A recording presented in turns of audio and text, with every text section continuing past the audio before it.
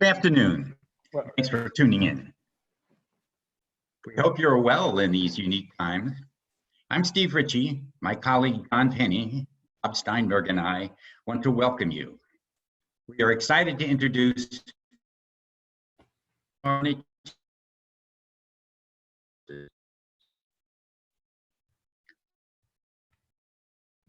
litigators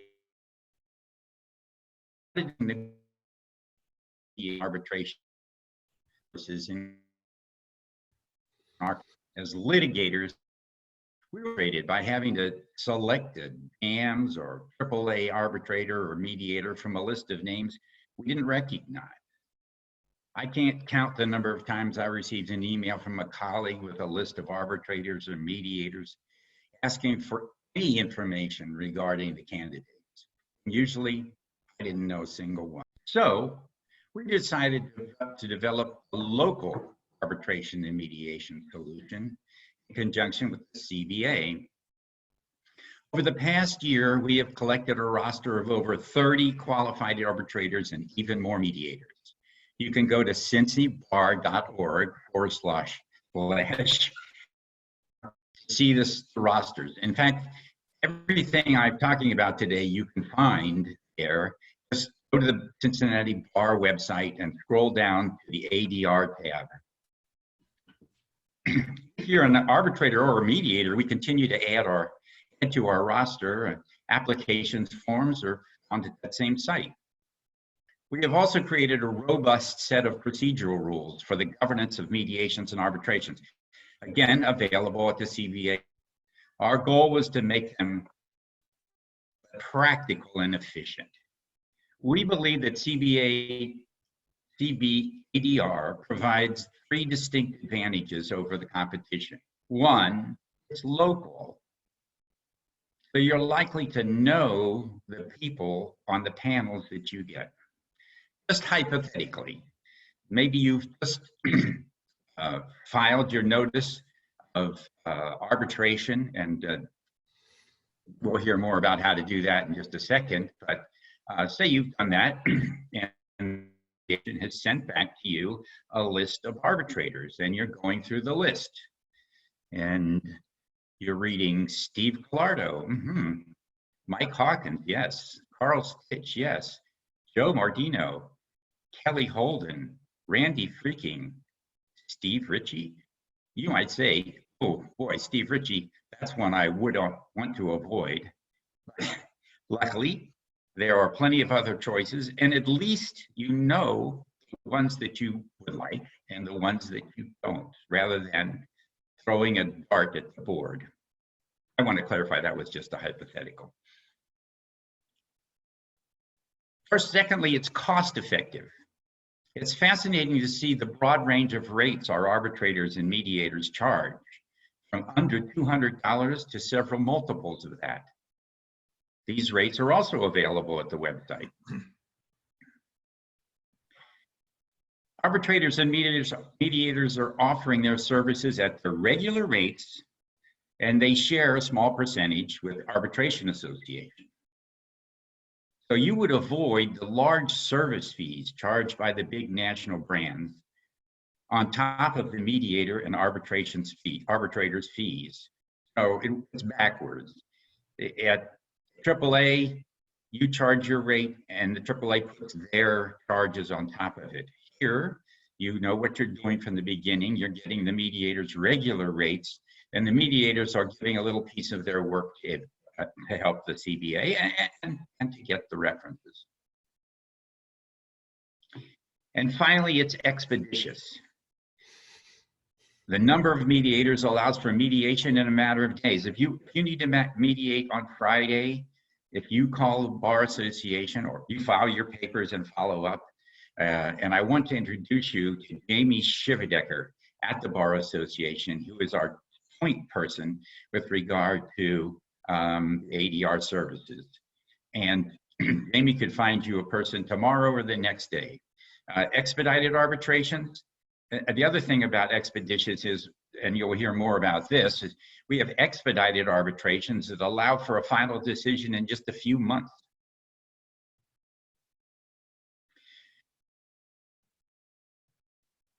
When we set the launch of CBADR for May 1st, 2020, we had no idea how the timing that date would, what the importance that timing of that date would be in light of the COVID-19 damages of the court system.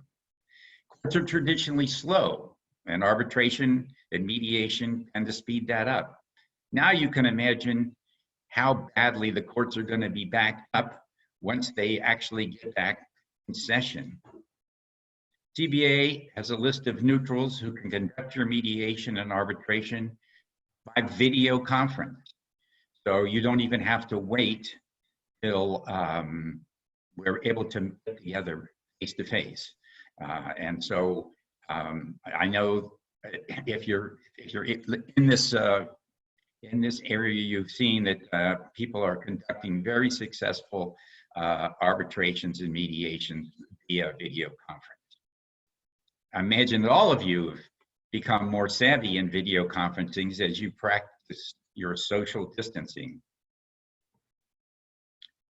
You probably know that video conferences allow for sharing of documents and full facial view of witnesses. And the software is also capable of conducting confidential caucus sessions for mediators so that you can have one room over here to talk to the plaintiffs and a room over here to talk to the defendant. That's particularly helpful when attorneys and their clients are geographically separate. Even when the pandemic ends, we think that video arbitrations and mediations are here to stay. Our motto is CBADR is always in session. During the presentation, and I'm just about to turn it over to John to talk to you about arbitrations in more detail, you'll see at the bottom of your screen a question button. If you have questions, please tap the button and send them on, and we'll try and get to those at the end of our presentation. Now, I want to pass it on to John.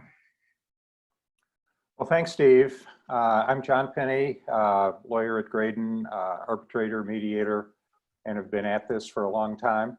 And just a bit of our history with regard to Cincinnati Bar ADR. It was originally some time ago the Cincinnati Bar Arbitration Service, or what was known as CBAS. Over the past year, we have been working to expand the service to include both mediation and arbitration, and have some robust new comprehensive arbitration rules, which I'm going to be highlighting and introducing to you. Our Vanna, who's Jamie behind the scenes, is going to conduct or put on the slides that I have. That'll be part of my presentation. But again, why don't you tick through all of the points here, if you would, Jamie? And I'll just go down one by one on this slide. Thank you. But as I mentioned, these are new, comprehensive, best practice arbitration rules that we believe are similar in scope to those of any other reputable arbitration service in this country. And they should be effective and give everyone clear understanding as to how the process will go forward, including making certain that everybody has a chance for a fair hearing, but to be done on an expeditious and cost-effective basis. We have expert and attentive administration by the CBADR, principally Jamie Shevendecker, whom I just mentioned. There's an expanded roster of highly qualified local arbitrators, as Steve Richey had mentioned.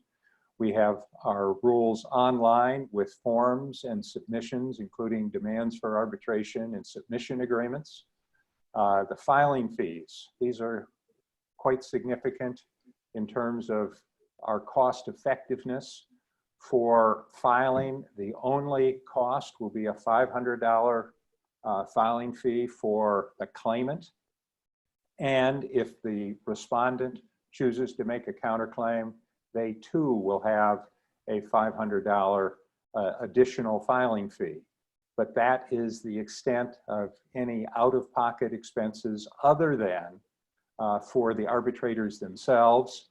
And as Steve mentioned, is that the CBA does not charge the parties for any of its services beyond the original filing fees, although it does, under the present rule, have a 15% deduction from the arbitrator's established fees, which will come to it as the arbitration progresses. We will recommend pre-dispute arbitration clauses, which of course would call for CBADR arbitrations in the event there is a dispute arising under an existing contract. And there, in addition, of course, can be post-dispute submissions, and we'd recommend consideration of post-dispute submissions, especially in cases where another arbitration provider is provided in an agreement, but the parties wish to avail themselves of the advantages and less cost of CBADR and make a post-dispute submission with regard to that. Importantly, we have expedited rules, and I'll go into those in more detail in a few minutes, and employment case special procedures. As Steve mentioned, we will be facilitating use of video platforms such as Zoom or WebEx. So arbitrations as well as mediations will be offered through those systems. Next slide, please, Jamie.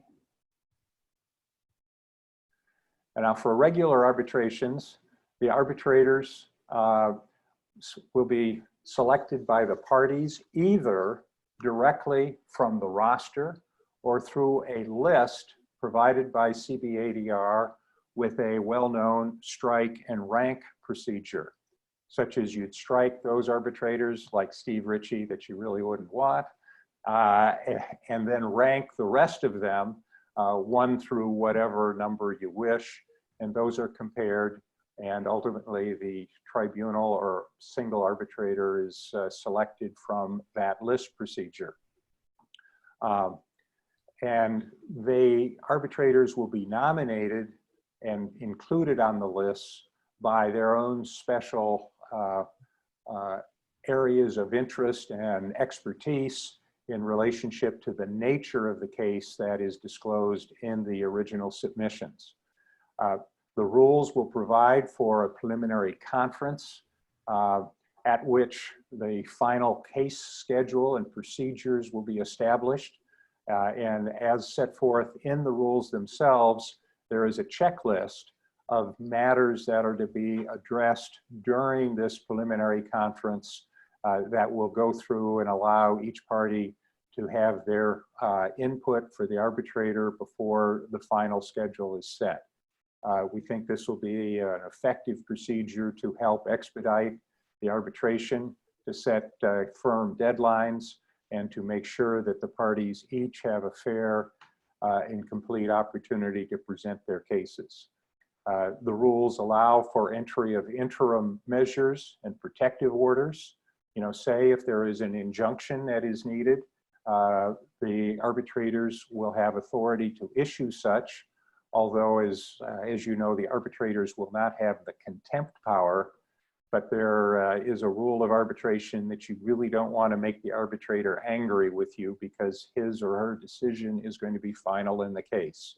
So we believe that's a substantial incentive to comply with such orders and to follow up if necessary with court.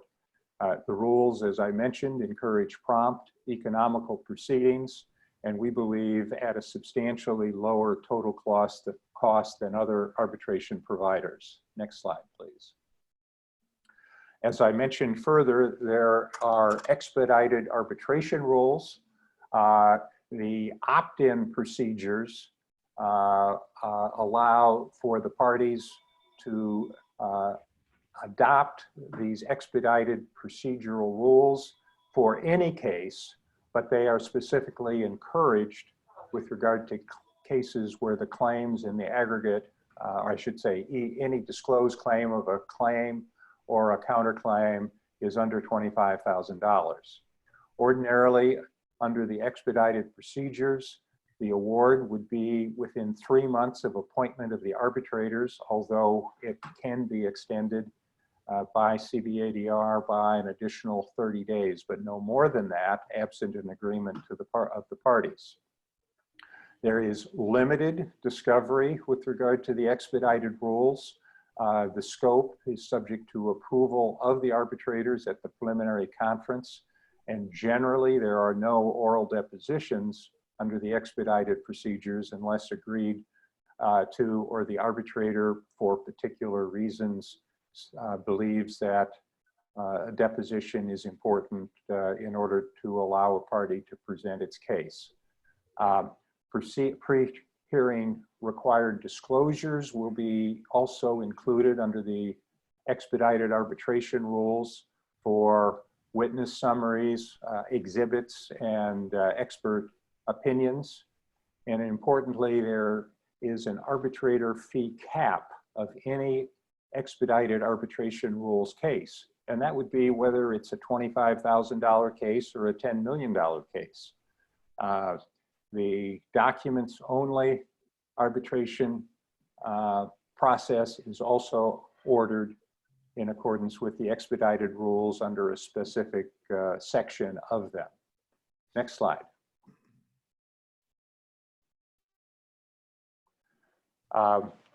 We have also an intent to be a receptive forum for employment cases. There are many, many employment cases, whether they be simply a breach of an employment contract or civil rights and discrimination cases. We are taking our cue from some federal court procedures that have recently been adopted in many federal courts of having special discovery protocols, which means that in any employment case, there is a specified list of documents that both parties are required to exchange without specific request for documents. And that is self-executing, and each party in an employment case, whether they be a claimant or plaintiff and a defendant or respondent, is obligated to produce the documents specified in the discovery protocols. There is a 6-month time limit subject to an extension, but a general 6-month time limit from the appointment of the arbitrator to award.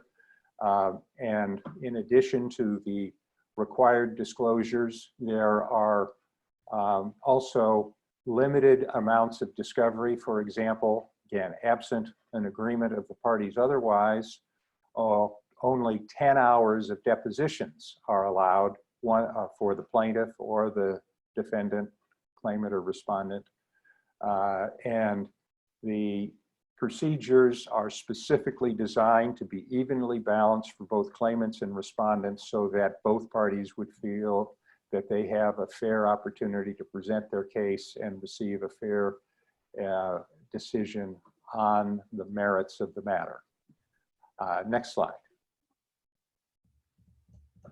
To conclude, the mission of CBADR is to provide superior administration services for cases entrusted to it at a significantly lower cost than services available from alternative providers. The website is easy. It's the Cincinnati Bar website /ADR. On that, there are the arbitration rules, arbitration demand and submission agreement forms, roster. I have 21 arbitrators. We are in the process of proving others. Steve mentioned there are at least 30 that have submitted applications, and they will be, for the most part, approved with their bios, experience, and fees that are available for all to see. The expedited arbitration rules, as I mentioned, have 3 months to award with the $10,000 fee cap, and employment case procedures as just explained. Steve, that's all I have, and Bob's next with regard to mediation. Good afternoon to all the mediation fans out there in cyberspace. I'm still getting used to speaking to the thousands of people attending this webinar that I can't see.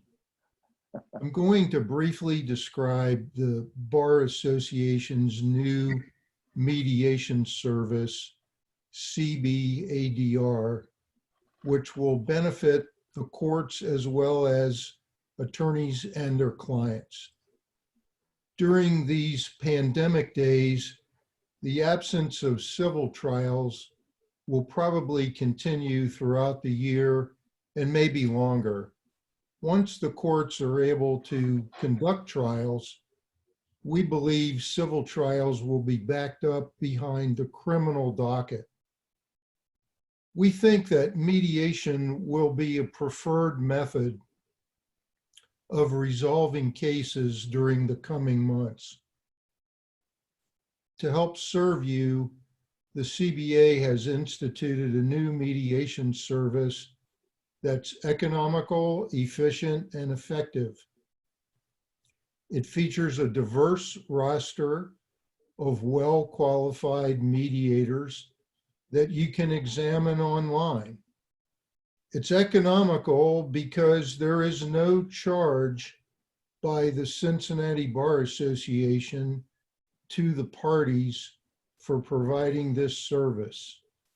You simply pay your selected mediator's normal fee.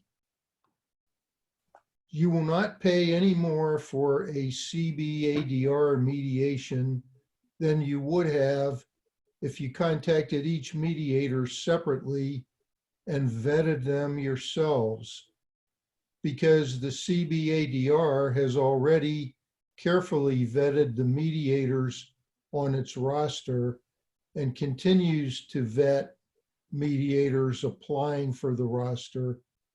You won't need to perform an investigation unless you wish. You'll be able to go online, access the mediator's qualifications and experience, their legal areas of specialization, and their rates for conducting mediations. In this way, the CBA has brought joy and excitement to your mediation experience. We've developed mediation rules that you can access online. To initiate a mediation, simply access online a request for mediation form that's submitted on behalf of all the parties. You can submit it electronically or you can mail it. The CBADR will then verify that all the parties have agreed to the mediation. There are 3 choices on the request form for selecting a mediator. First, the parties can agree on a mediator from the roster. Second, the parties can ask CBADR to appoint a mediator on the topic at issue. Or third, the parties can request a list of mediators for them to rank. Then CBADR will choose the mediator based on the parties' ranking order. If the parties wish to agree on another procedure to select a mediator, the rules permit you to do that. The parties can even agree on a mediator who is not on the roster and still have the mediation administered by CBADR. You can have an expedited mediation by marking the request form beginning in as short a time as 1 week. You can choose any location for the mediation, or the CBA can provide conference rooms for the mediation. You can even request scrumptious catered meals for your mediation at the CBA, but no alcoholic beverages are served at CBADR Mediations. Each party and the mediator are required to disclose any conflict of interest, which is then communicated to all the parties and to the mediator. Mediators may be disqualified from a case by the CBADR director if there are actual grounds as set forth in the rules. Mediators are protected from liability, and they're disqualified as witnesses in a court dispute related to the mediation. Many of our mediators are capable of conducting video mediations, including secure breakout sessions. Mediators who can conduct video mediations are noted online. Our mediation rules provide for a discretionary, confidential, preliminary conference with the parties where mediation issues and procedures can be discussed with the mediator. We encourage the parties and the mediator to agree to these pre-mediation conferences in order to help everyone prepare for settlement on the day of mediation, but they're not mandated. The mediation rules require each party to have an actual decision maker present at the mediation, including representatives of insurers. Of course, all mediation statements and documents are strictly confidential and may not be referred to in any court proceedings. Confidential information disclosed to the mediator may not be disclosed to other parties without permission. When a settlement is reached, our rules require a summary of the settlement terms to be prepared for signature by the parties before the mediation is concluded. This summary is enforceable as a contract. There's a sample mediation agreement accessible online that the parties and the mediator may adopt. We hope that you'll make use of this service to assist in the resolution of your cases. If you'd like to join our roster of mediators, please access an application form online and submit it for review. Before I end, I'd like to express appreciation to Jamie Shiverdicker, who has represented the Cincinnati Bar in organizing these new services. Thanks for your attention. Back to Steve for questions by our guests. Thanks, Bob. And we do have some questions. I'm going to start this one for you, John. Can parties agree to use CBADR spelled out in the mediation or arbitration agreement? Yes. First of all, the most likely entry point to arbitration as part of a dispute resolution procedure is in the original contract itself. And that in the United States, typically when people have relied upon litigation, the dispute clause or the absence thereof has not been necessary. However, when parties believe that arbitration provides the most advantageous means to resolve a contract-related dispute, they should put a pre-dispute arbitration clause in their contract. We're, of course, recommending that that pre-dispute arbitration clause specify the Cincinnati Bar Alternative Dispute Resolution Services, or CBADR. And I'll just have a footnote here, is that I mentioned earlier in my presentation that there was the prior service of Cincinnati Bar Association Arbitration Services, or CBAS. The new rules incorporate by reference any prior or previously existing pre-dispute arbitration clause that selected CBAS as the arbitration administrator, and it automatically will transform to Cincinnati Bar Arbitration or Alternative Dispute Resolution Services, or CBADR.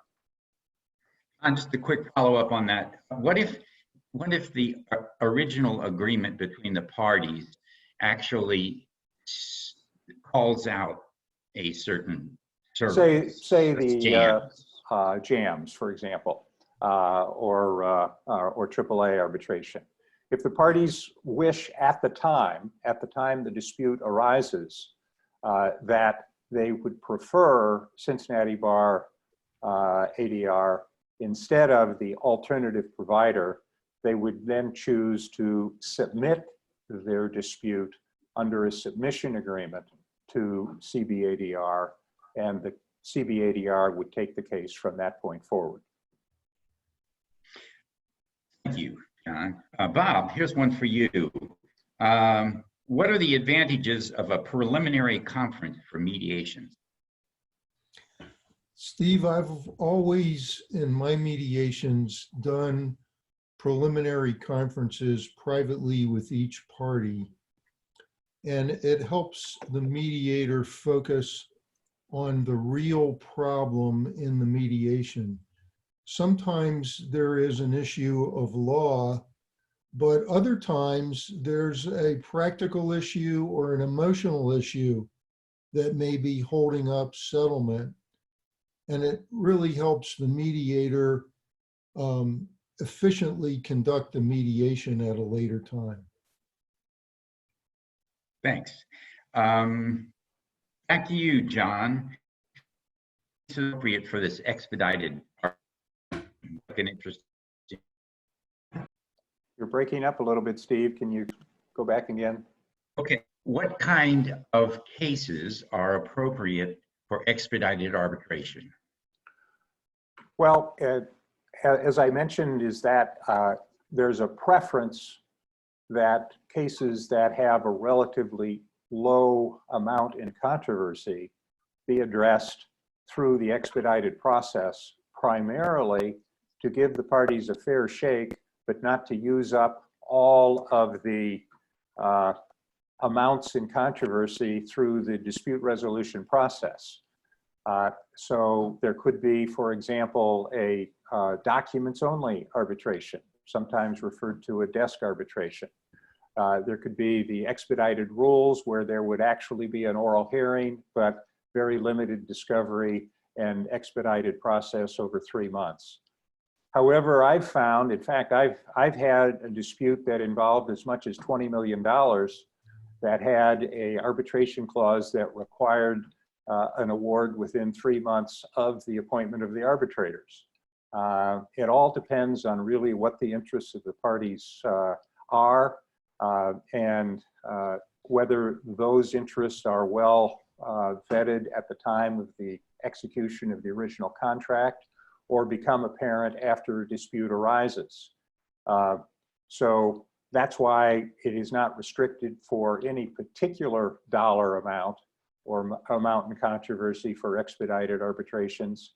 But generally speaking, I would say disputes that are $100,000 or less are prime candidates. Thank you. Are you aware of experiences with video mediations? How are they working out? Is this for me, Steve? I'm assuming the question is to Bob. I am aware of a number of mediators and judges who have done settlement conferences by video using various providers and different methods. And they all seem to be working out pretty well. It's not really a substitute for an in-person mediation, but nowadays it may be the only way to conduct mediations. Thanks, Bob. John, what are the advantages of the special employment arbitrations for?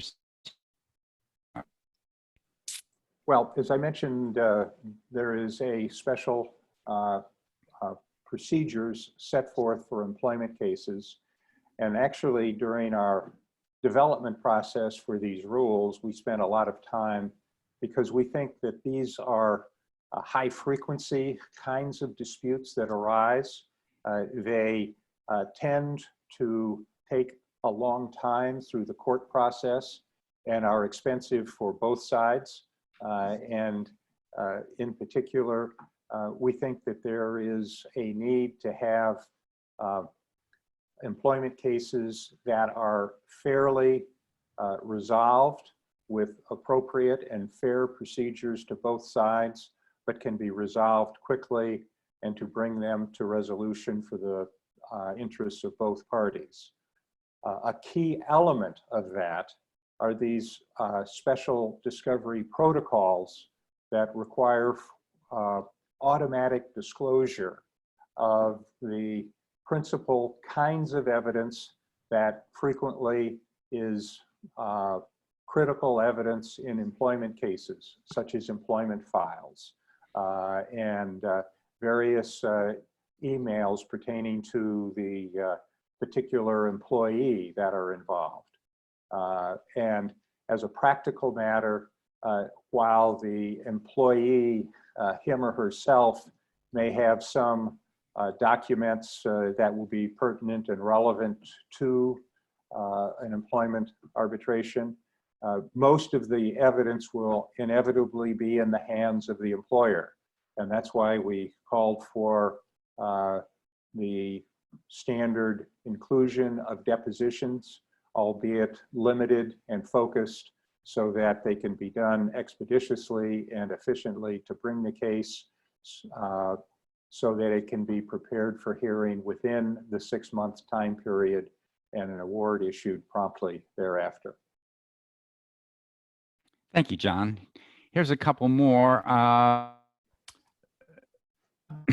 If a mediator, this is a question from an anonymous attendee. It says, I am a mediator and I'm having problems learning the video mediation. Do you have any suggestions as to whom I can contact to implement a video mediation? Is this one for me, Steve? That's for you, Bob. I'd like to, before I answer that, I'd like to follow up on John's answer about the discovery protocols. These are developed by the Federal Judicial Center, and they've been adopted by federal judges around the country in employment cases and have really resulted in expediting employment cases. The two new judges who have been appointed in the Southern District of Ohio have each used the protocols in employment cases, and the magistrate judges, I believe, have used them as well. On the learning about video mediation, it's a chore, but if the individual would give me a call, I'd be happy to discuss whatever information is available. 513-510-5122. Thanks, Bob. Steve, let me just add is that some of the video providers, platform providers, have teaching sessions and also detailed descriptions of the various tools that are available. And I would recommend that before anybody do it real time, that they practice. And there are various programs that will assist providers in learning the ropes as to how best to do that. Yeah, it's my experience that there are a number of different providers that have the software set up that makes it compatible and easy. It takes some practice, but there's some really good ones out there. Zoom has done some work with respect to the some kind of security issues that they previously had. WebEx is very popular, and there are a number of other ones. So yeah, but it does, you know, it just like once upon a time we learned how to, well, some of us older folks learned how to use email. So it's just going to be part of this from now on. I'm just convinced of it. Here's a question. Let's have Bob take this one. Requirements to become a mediator or arbitrator? There are requirements laid out in the rules that require a certain level of experience in conducting mediations and certain levels of training.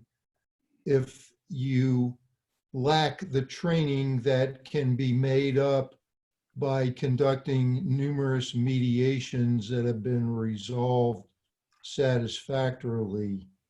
If you access the rules online, they are available.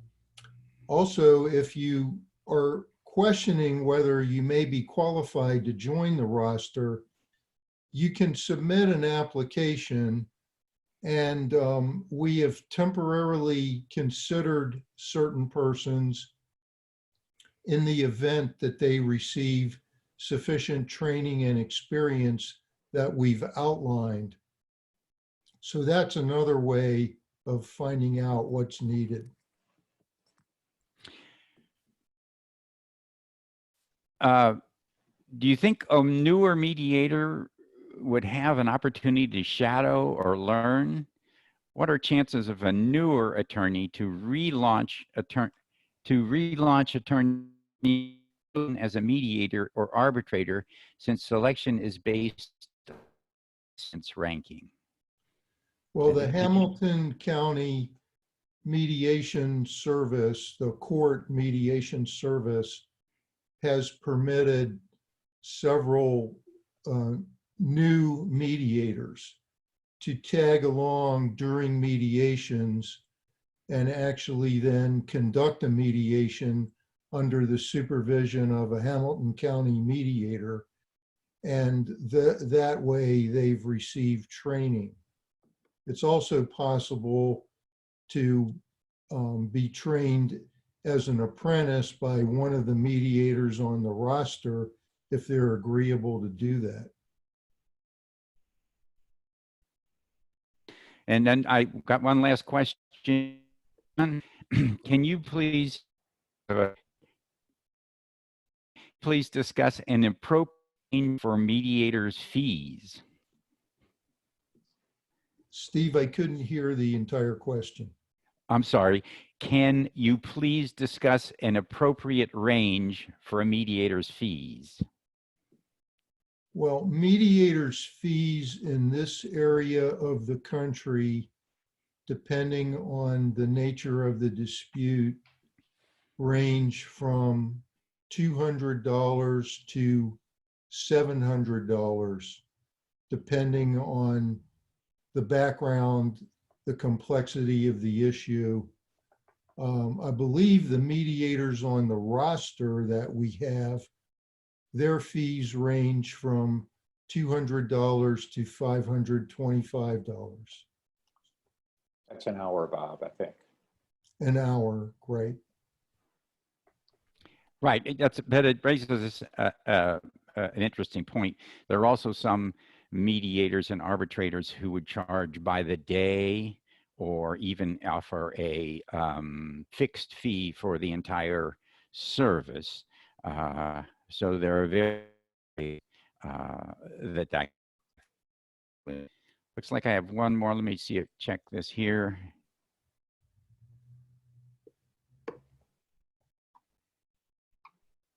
This is actually a note from Steve Collardo, who says that he's conducted 10 mediations via Zoom over the. Be happy to speak with anyone. You, Steve, for that offer, and I'm sure you'll get some on it. All right. Any other final words for the good of the order, John, or? No, thank you, Steve. I think we did what we wanted to, and hope everybody at least learned about CBADR, and we look forward to working with many of you. So as we end, I just want to remind everybody that everything we've said today is available on the website, including the roster of folks, what they charge for their mediations, what their expertise is, etc. Mediations and arbitrations, I meant to say. Also, sure that Bob, John, or I follow up on any questions you have. We're all great supporters of mediation and arbitration. We think there's a great future for it, and